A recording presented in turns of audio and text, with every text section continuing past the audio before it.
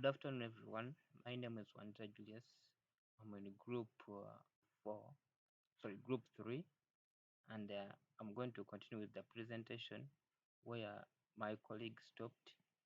And to start with, is the communications plan.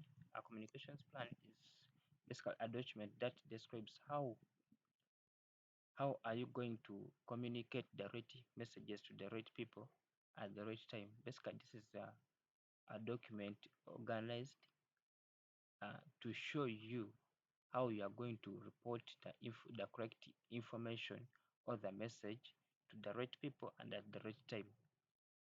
Supposing if something happens in the project work, we, who is responsible of that happening, and how are you going to report that instance which has happened, and at what time are you supposed to report that information. Basically, the communication plan will show you how are you going to report the information, to whom are you going to report to, and at what time. Basically, it sets the goal between the stakeholder and the project team, and also the strategies, as well as the communications activities and the time frames. Basically, the communication plan will will describe how the communication objectives,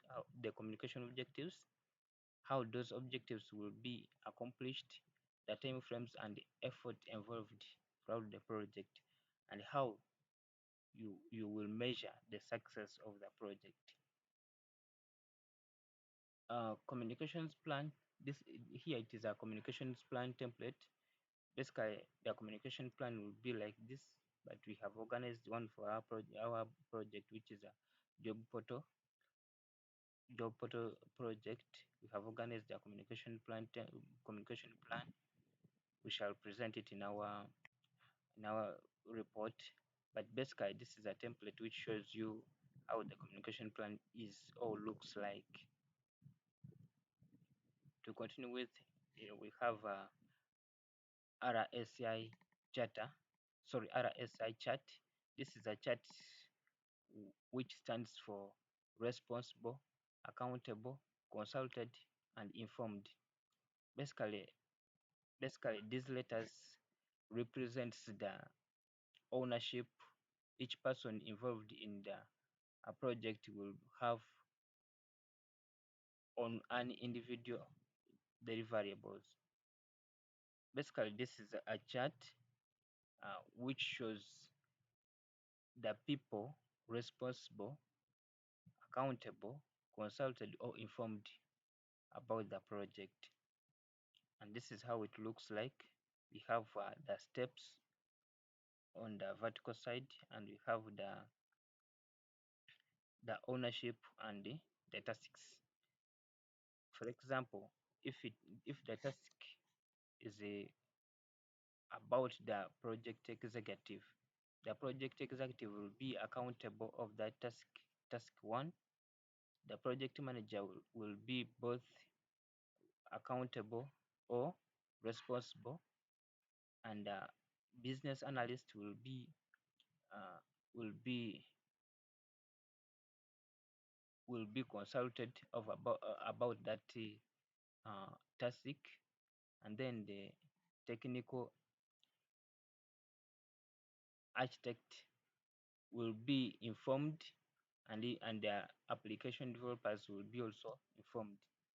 As you see, this is basically the chart, and these letters are representing the responsible, um, consulted, informed, and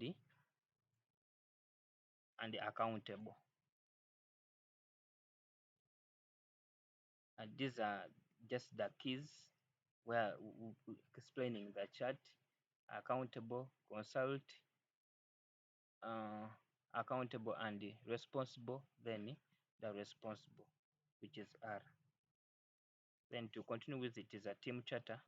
Basically, a team charter is a document that states a team or project's mission, scope, or operation objectives, consequences, and time frame. Basically, a team charter, it shows uh, the responsibility of the team members.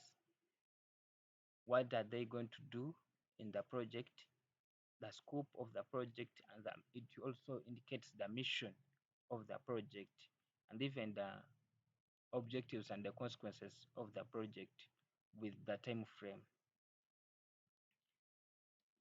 And in our project, we have also organized the team charter. We shall represent it in our project report.